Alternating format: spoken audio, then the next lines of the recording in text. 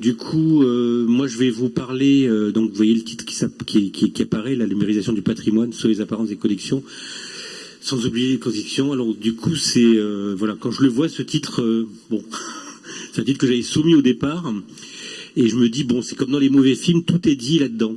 Donc je me demande ce que je vais pouvoir dire en plus. Donc effectivement, moi ce que je vous montre, je voulais commencer avec cette image-là, qui est une vidéo, je ne sais pas si vous voyez ce que c'est. En tout cas, c'est une expérience en fait qui a été menée par le Lutin, c'est le laboratoire des usages et technologies numériques à Paris, et qui en fait fait intervenir ici pour cette expérience-là 9 architectes qui sont pas en train de regarder ensemble, mais qui ont regardé en fait le même document en fait sur un moniteur, donc à des endroits différents. Ça se passe en Europe. Hein.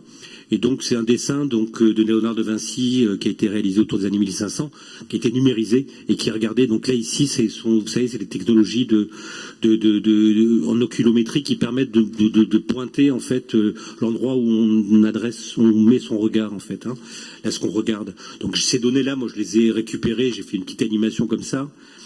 Mais en fait, pourquoi je vous montre ça, c'est bon, c'est d'une part parce que ce dont j'avais envie de parler aujourd'hui, c'était pas des projets de numérisation, des caractéristiques techniques des projets. Je voulais essayer de parler plutôt de la façon dont on perçoit en fait les originaux et la façon dont on perçoit aussi la numérisation de ces originaux. Là, parler de la perception, hein, et vous verrez, ça peut être assez complexe, hein,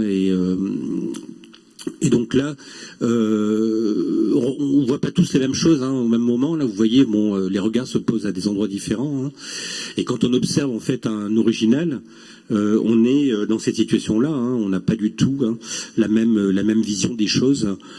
Déjà maintenant, et peut-être il y a 50 ans, et peut-être dans 50 ans aussi, hein, ce qui explique beaucoup pourquoi peut-être certaines pratiques maintenant changent par rapport à l'image. Et puis entre nous, hein, on pose un regard différent, hein, sur les choses. Alors j'essaie d'avancer ma diapo, voilà. Ça va lentement. Là vous voyez les trajets en fait des regards, hein, des 9 participants à cette expérience. Alors moi je voulais parler de numérisation, et comme je vous disais, donc parler de la numérisation des originaux et de ce monde. Donc les originaux, donc ce sont les collections de photographies ou les collections iconographiques en général. Donc il y a un monde analogique, un milieu analogique, et la numérisation, donc c'est la dématérialisation, hein, on a entendu ce mot-là plusieurs fois ce matin, donc dématérialisation des collections. Donc le passage de l'analogique au numérique, hein, c'est pas vraiment ce dont j'avais envie de parler là. Moi, ce qui m'intéresse beaucoup, c'est en fait le passage de l'analogique à l'analogique. C'est-à-dire que, en fait, ces fichiers-là, ils sont numériques pour des machines, mais pas pour nous. En fait, ils sont destinés en fait à la perception humaine, c'est-à-dire à l'audition, à la vue. Hein. Donc, on a besoin de rematérialiser ces fichiers sur un moniteur, sur un papier pour une impression. Et donc, vous voyez. Donc on passe d'un milieu analogique à un autre milieu analogique, et le numérique est juste une transition. Hein. Et on la faisait aussi différemment avec la photographie, quand on faisait des reproductions avec la photographie. Hein. Là on le fait avec le numérique parce que c'est beaucoup plus pratique et c'est adapté à nos usages maintenant. Il y aura peut-être d'autres moyens plus tard.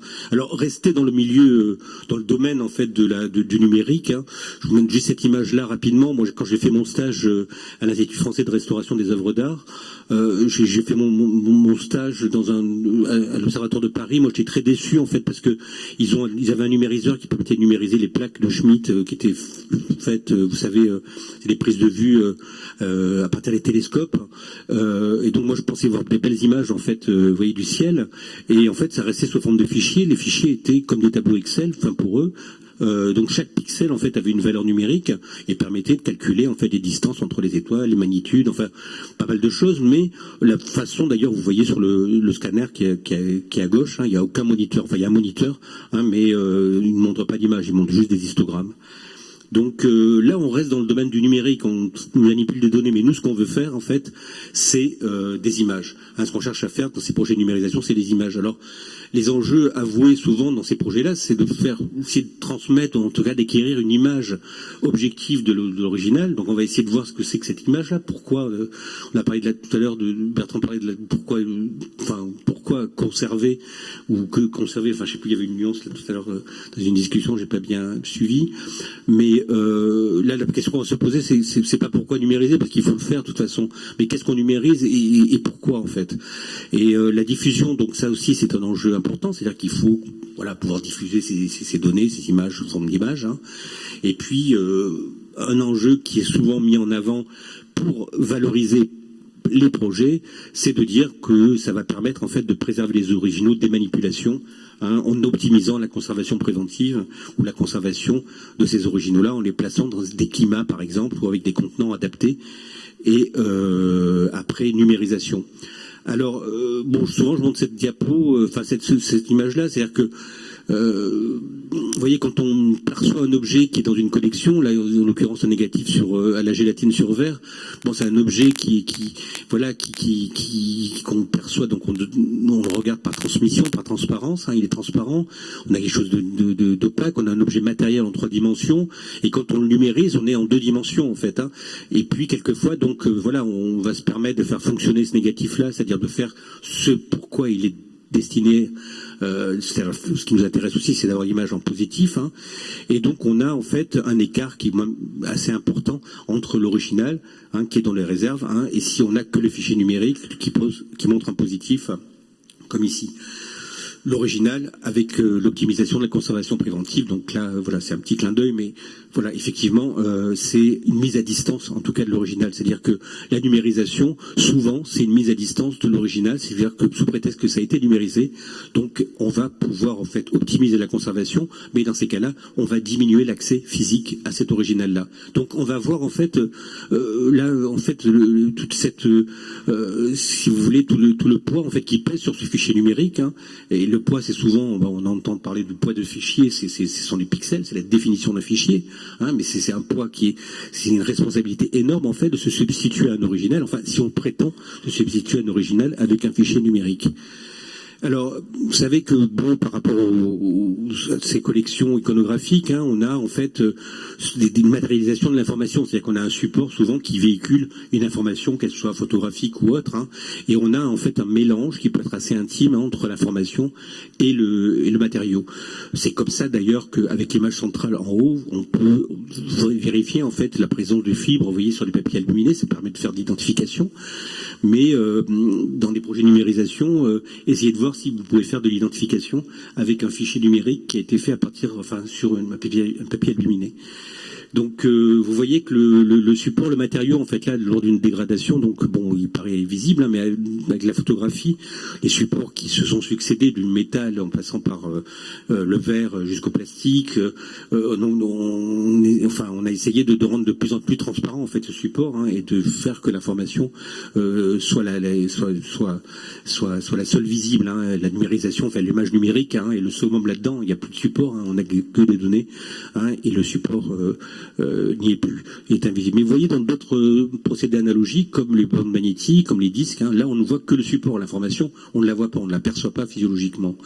Alors, rapidement, là on a parlé aussi de ça, aussi par rapport au négatif. Vous voyez, un négatif, quand il est numérisé, il a en plus autre chose, c'est-à-dire que non seulement on véhicule une information, mais aussi il a une fonction pour produire un positif, c'est fait pour ça. Donc là, quand vous voyez un négatif, la gélatine, sur un support souple comme celui qui est en haut à gauche, avec des rehausses d'aniline en fait qui permettent en fait de modifier le contraste. Par exemple, en gros, il y a 3 possibilités en fait au niveau de la numérisation. Soit on fait fonctionner le négatif et on obtient en fait une sorte de tirage numérique comme à gauche, hein. Soit on fait ce qu'on appelle un contre-type, c'est-à-dire qu'on va en fait utiliser la fonction, c'est-à-dire numériser en haute définition avec pour essayer de conserver en fait le potentiel du négatif à pouvoir générer un positif au maximum de sa qualité, ou soit on est dans la reproduction, et là on peut espérer être à peu près, si vous voulez, proche, hein, de l'image de l'original. Alors, on a des choses qui sont complexes, hein. Ça c'est une situation simple, un négatif, et déjà, vous voyez que déjà ça pose des problèmes parce que ça te demanderait à faire pour un seul fichier, enfin pour un seul original, plusieurs fichiers. Hein. Et vous savez qu'après, quand on fait plusieurs fichiers, il faut les nommer aussi. Hein. Il y a des métadonnées aussi à adapter. Ça prend du poids de fichier, donc il faut gérer en fait ces données-là. Et vous voyez aussi, on a des objets qui sont composites. Ici, ce sont des cahiers en fait de cinéma en fait pour des cahiers d'Henri Alcan qui m'ont été montrés dernièrement avec, vous voyez, des bandes en fait de films nitrate, en fait, donc du transparent qui est agrafé sur des pages de papier. Donc on a de l'opaque, du transparent, et vous voyez quand on numérise ça, on aura en fait quelque chose d'assez complexe à restituer. L'idée, c'est de savoir est-ce que je veux montrer en fait ce que j'ai dans ma collection, est-ce que c'est ça que je veux diffuser, ou est-ce que je veux faire une autre image. Donc, ce souci d'objectivité, est-ce qu'on peut se substituer à l'original? Vous voyez un fichier, en fait, un objet, comme ce moulage qui est à gauche. Les fichiers numériques prétendent pas, en fait, se substituer à l'original. Pour la photographie, dans quelques situations, on a quelque chose qui est étrangement ressemblant à l'original. C'est-à-dire que ce qu'on a entendu ce matin, par exemple, à plusieurs reprises, des petites pointe comme ça bien sûr on le fera pas, mais certains pensent qu'on peut se débarrasser en fait de l'original une fois que ça a été numérisé, ou qu'on peut en fait si vous voulez le négliger. Ces choses-là on les entend pas sur la peinture, sur la sculpture, on n'oserait pas le dire, on pourrait pas le dire une fois qu'on a photographié un tableau, eh bien on peut s'en débarrasser, on a la photo du tableau, mais on se le permet en photo. On entend ça, on ne le fait pas bien sûr, mais c'est bizarre, c'est vraiment des choses qui ne devraient peut-être pas se dire. Donc pour la photographie, voilà, il y a des choses qu'on se permet parce qu'il n'y a rien de plus ressemblant quelquefois d'une photographie que la photographie de cette photographie, et c'est fait pour ça aussi la photo. Donc il y a toujours cette chose qui est assez merveilleuse entre l'information, entre l'image qui est véhiculée, et le matériau, qui est le mélange de cette image et de l'image du matériau.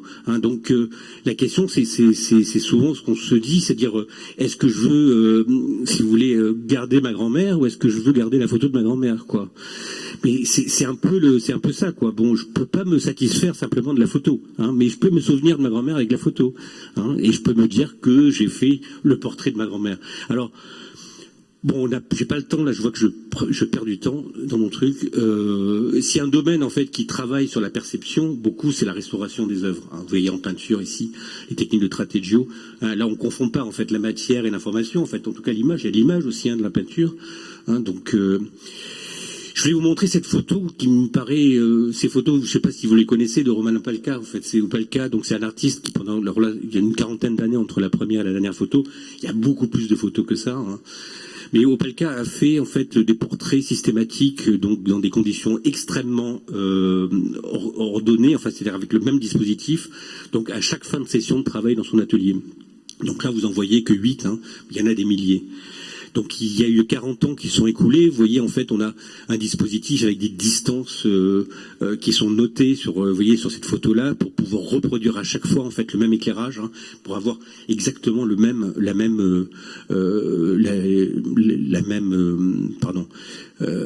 pas être en fait perturbé, si vous voulez, par autre chose que, pour avoir exactement le même point de vue, et le même éclairage, pour être le plus objectif possible. Si on renverse ça, on se retrouve dans la situation qu'on utilise maintenant de plus en plus pour la numérisation. Vous savez que maintenant les numériseurs à plat en fait ont pratiquement disparu. On utilise principalement en fait des lampes, que ce soit des flashs ou des lampes LED, avec un banc de reproduction et un appareil photo. Alors c'est ça qui est intéressant, c'est qu'avant on pouvait se dédouaner en se disant bon, on fait un scan. On fait un scan ou un scanner. Certains pouvaient dire que c'était un numériseur, mais en tout cas, on se disait bon, c'est comme le photocopieur. Vous voyez, c'est pas de la photo. Quand on fait de la photo, on est censé quand même avoir un point de vue. Et quand on fait de la photographie avec des originaux, là je sais pas, vous regardez la première page vous regardez les collections du Louvre, vous allez voir des tableaux qui sont représentés, mais pas perpendiculairement. Vous allez voir, ils sont tordus, ils sont pris en contre-plongée, ils sont pris sur le côté, et certains sont pris bien en face. Une photo, elle est toujours prise bien en face, en fait.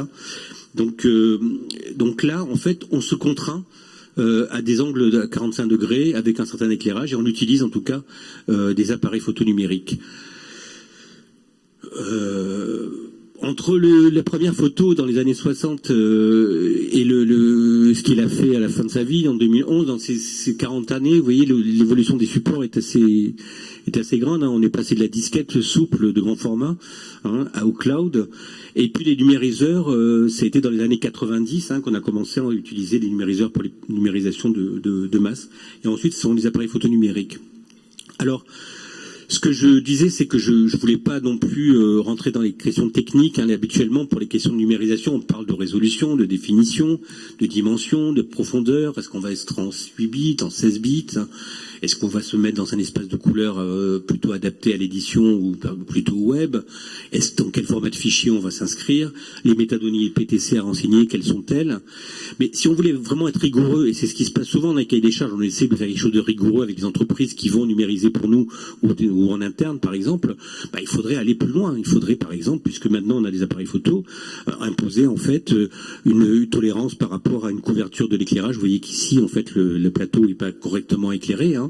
La géométrie de l'éclairage aussi, voir aussi au niveau des déformations géométriques qui sont consécutives à l'utilisation des optiques, où l'appareil photo n'est pas parallèle au plateau. Donc on peut avoir des déformations qu'on n'a pas avec des numériseurs à plat. La mise à l'échelle, qui est souvent oubliée, c'est-à-dire que le fichier, on ne le met pas à l'échelle. On va quelquefois le mettre à l'échelle, mais de façon un petit peu ordinaire. Vous savez que quand vous avez un livre qui est haut comme ça, si vous mettez à l'échelle la première image, la dernière, en fait, elle sera bien en bas. Et puis la qualité de la source aussi, qui peut être importante. Sur les numériseurs à plat, vous avez toujours le même type de source, quel que soit le... Alors je dis pas que c'est bien les numériseurs à plat, je dis pas que c'est pas bien les appareils photo numériques, mais voilà, si on veut essayer de tendre un peu vers une objectivité et quelque chose de précis, il ne faut pas s'arrêter au pixel. C'est pour ça que la question de la résolution, vous savez tous, quand vous achetez un appareil photo ou un smartphone, vous allez sur des sites comme ça et vous voyez bien qu'avec la même définition, vous avez des qualités différentes. La définition, vous voyez ici, par exemple, cet autochrome lumière de grande dimension qui a été numérisé en 2004 avec un dispositif qui existait à l'époque, qui était un dos numérique à balayage qui était très très modeste, qui faisait des fichiers de 40 mégas environ en 8 bits. En 2015, il y a une volonté de faire une numérisation de très haute définition pour avoir une meilleure numérisation de ces plaques autochromes. Et vous voyez qu'en fait, on a, visuellement en tout cas, malgré le fait qu'on ait un pot de fichiers extrêmement lourd, on n'a pas grand-chose. Enfin, on a une bouillie, on distingue à peine en fait la structure même de l'autochrome, qui est difficile à acquérir, mais quand même. Donc voilà, c'est pas une question de résolution, de définition. Il manque quelque chose à tout ça, et ça, c'est l'aspect, en fait. C'est l'aspect aussi, et qui est très très difficile à décrire dans les cahiers des charges, c'est-à-dire le point de vue qu'on veut avoir, en fait, sur les choses. Donc, ce que je disais tout à l'heure, si vous allez sur Graphic Atlas, par exemple, le site d'IPI à Rochester, vous avez, en fait, tout un ensemble de photographies, en tout cas, qui vous permettent, en tout cas, de voir avec les angles d'incidence variables, en fait, faire de l'identification de procédés avec des zooms différents. Essayez de voir quand vous numérisez un original, si, avec cette numérisation-là, ça vous permet de distinguer si c'est de quel procédé il s'agit. Si on veut en fait se substituer à un original ou le négliger ou même le détruire, eh bien là, il faudrait que le fichier de substitution ait le pouvoir en fait vraiment de remplacer très fortement l'original. Et là où on voit bien que sur les projets de numérisation, actuellement en tout cas, c'est pas le cas. Les projets de numérisation qu'on fait maintenant, ils seront refaits plus tard. On voit déjà, on le voit dans les collections, on renumérise les collections, c'est pas le dernier. Donc, vous voyez, par rapport à l'exactitude, l'objectivité, c'est pas parce que vous avez quelque chose, une attitude objective, que vous pouvez avoir un résultat objectif. Vous voyez cette diapositive, si vous la numérisez en transparent, vous voyez l'image. Si vous la numérisez en opaque, vous voyez le cache. Et si vous faites un montage des deux, eh bien, vous avez quelque chose qui vous semble ressembler plus à une diapositive, mais qui est une fausse image. En fait, là, ici, on a une manipulation qui est due, en fait, à une addition de deux parties de l'image. Et puis, cette image-là, vous savez qu'il faudra la mettre sur un fond, parce que les bords ronds d'une diapositive arrondis, le fichier numérique, il n'a pas d'angle droit. Donc, il faudra un fond. Donc, il faudra choisir un fond blanc, un fond gris, un fond noir ou un fond d'une autre couleur.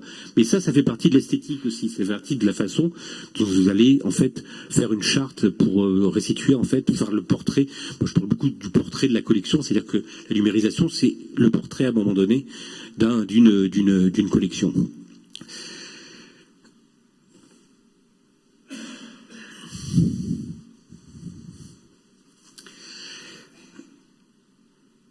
pas vu le revers, c'est-à-dire qu'on a vu la face, hein, c'est la moitié du problème. Hein. Donc, est-ce qu'il y a quelque chose au revers? Alors, le revers, c'est souvent quelque chose qui est oublié.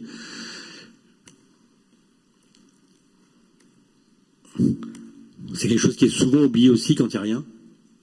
Mais le fait qu'il n'y ait pas d'information, ça peut être aussi une information intéressante. Hein.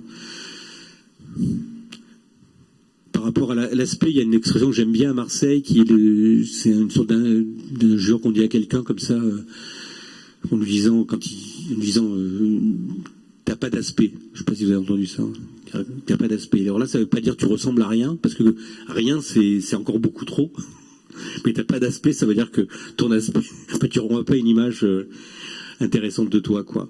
Alors, les revers, c'est curieux, parce que dans l'art contemporain, par exemple, des choses qu'on montre pas souvent dans les collections, c'est-à-dire le dos, eh bien, on les montre, en fait. Vous voyez les travaux d'Éric Poitvin, hein, ou de Philippe Grenon, qui montre, donc, Poitvin qui montre les tranches, en fait, des tableaux, Grenon qui montre les revers, hein, Isabelle Lemine, qui montre les revers des photographies, qui écrit avec.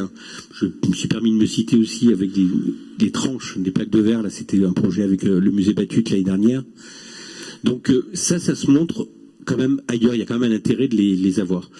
Alors, très rapidement, parce que je crois que j'ai dépassé. Vous voyez les collections de la Pure, par exemple, ce projet de numérisation, vous avez en fait des photographies, l'agence d'urbanisme de la ville de Paris, ce sont des photographies, en fait, des projets d'urbanisme dans la ville, en fait, il y a des photographes qui ont fait des photos. Donc je vous montre les photographies issues de projets de numérisation. Mais si je vous montre de quoi c'est issu, il y a toute une question de contexte aussi qui est important et qu'on oublie aussi. Hein. C'est-à-dire que ces classeurs, hein, qui sont des classeurs probablement des panneaux dia avec des planches qui sont pas bien pour la conservation, qui vont plus être utilisées après pour le conditionnement, des planches, vous voyez, en cristal avec les planches contact à côté, les inscriptions, vous voyez tout ça, en fait, ça disparaît complètement et on a des images dont on a besoin. Hein. Mais peut-être que la numérisation de ces images-là, il faut dézoomer. Hein, il faut dézoomer et documenter, même si c'est pas en très haute définition, mais avoir en fait ces images-là. Hein, ça c'est le. Oui, sinon on comprend pas. Hein. Ça c'est important aussi d'avoir la trace de ce genre de choses. Alors le contexte, c'est très rapidement aussi, c'est ce qui se fait ici, vous voyez, sur ce projet de numérisation que je suis en train de faire pour Cartier, avec Cartier. C'est 25 000 hectachromes de 4 sur 5 inches qui étaient dans des pochettes, vous voyez, cristal, qui sont en train d'être numérisées. Le premier lot a été numérisé. Et la numérisation, en fait, eh bien, on a souhaité, en fait, avec l'analyse du fond, tenir compte de la position des hectares. Dans certains cas, on ne sait pas pourquoi certains hectares sont à côté d'autres hectares. Donc, dans le tiroir, à la numérisation, nous, ce qu'on veut, c'est avoir en fait un compteur, et le compteur permet en fait d'enregistrer, si vous voulez, la position de chacun des. Vous voyez, ça c'est tous les noms de fichiers du tiroir, je ne sais plus combien qui apparaît. Alors j'ai flouté volontairement les numéros. Hein. Donc ici, là, ce sont des hectares aussi. Vous voyez, là, ça peut être des informations périphériques. Cet hectare est dans une pochette. Il y en a beaucoup comme ça. Dans des pochettes qui sont annotées avec des inscriptions que j'ai floutées. Alors là, vous avez des choses un peu floutées. Bon, ce sont des dimensions, des numéros et tout ça. Donc la numérisation de cet hectare-là, c'est la numérisation de l'hectare sans la pochette, la numérisation de l'hectare avec la pochette. Hein. Donc vous voyez, ça dépasse en fait cette photographie. Et vous voyez là ici, là, c'est cette même numérisation. Je vous les mets sur une diapositive de fond blanc et vous voyez pas d'espace parce que la numérisation, on a souhaité en fait avoir un fond qui soit à 255, hein, c'est-à-dire un blanc pur, hein, qui permette en tout cas l'intégration sans bord visible, hein, sans qu'on ait un petit liseré autour de l'hectare sur un fond qu'on souhaite blanc. Donc ça aussi, ça fait partie de la numérisation, de l'esthétique de la numérisation, hein, d'avoir un peu le fond qui maîtrisé. Alors, la préservation des originaux, ça faisait partie du titre aussi, c'est dire bon, mais qu'est-ce qu'on fait en fait avec ces originaux, hein, une fois donc l'action se pose pas. Hein. En tout cas, il faut vraiment les préserver. Alors peut-être pas comme ça où il y a un tuyau d'eau qui passe à travers, vous voyez les boîtes. Hein. Mais préserver l'original. Vous voyez ici deux photographies similaires. qui ont vieilli différemment dans des endroits différents. Et forcément, si ça vieillit, c'est comme au pas le cas, hein, c'est comme les photographies qu'on a vues, les portraits, hein, ce vieillissement-là, hein, il sera visible en fait forcément, hein, l'altération sera visible donc sur la numérisation. Donc pour la conservation, vous savez que c'est, enfin ça je parle sous le contrôle de Bertrand Lévedrine, mais c'est quand même compliqué, hein, de faire ce qu'il faut faire en fait réellement, hein, si on veut suivre les normes et tout ça. Donc voilà, donc on fait ce qu'on peut pour la numérisation, pour la conservation, et il faut faire ce qu'on peut aussi pour la numérisation, mais avec un bon sens, en se disant qu'il faut voyez, donc en tout cas protéger ces originaux, hein, et les mettre et les conserver dans les meilleures conditions possibles, parce qu'on va les renumériser, on va y avoir accès encore à nouveau. Et puis savoir en fait si on veut garder en fait voilà plutôt cette image en fait de l'original, hein, ou le fichier. Alors je vous finis avec ça. C'est une petite blague, mais bon, on parlait de ChatGPT il y a quelques semaines. Là, j'avais demandé à avoir en fait, vous voyez le prompt, c'est A Wedding in Madagascar. Hein, c'est Midjourney, c'est un peu l'équivalent de ChatGPT. ChatGPT c'est pour le texte, Midjourney c'est pour l'image. Vous avez vu les images que ça a produit, donc j'ai envie de dire que je ne suis pas responsable, je ne veux pas offenser quelqu'un, vous voyez, avec ces images de. Mais en même temps, on est responsable.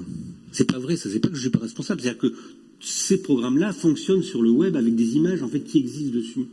Donc quand on fait des projets de numérisation, il faut faire attention à ce qu'on met aussi, parce que c'est ça qui génère aussi les images de. Tout ce qu'on fait avec les projets de numérisation, c'est finalement pouvoir générer de nouvelles images. Hein. Et ces images-là, bon, elles font partie, hein, enfin, c'est le présent, quoi. Hein. Donc, du coup, voilà, je n'ai plus rien d'autre à dire. Merci beaucoup.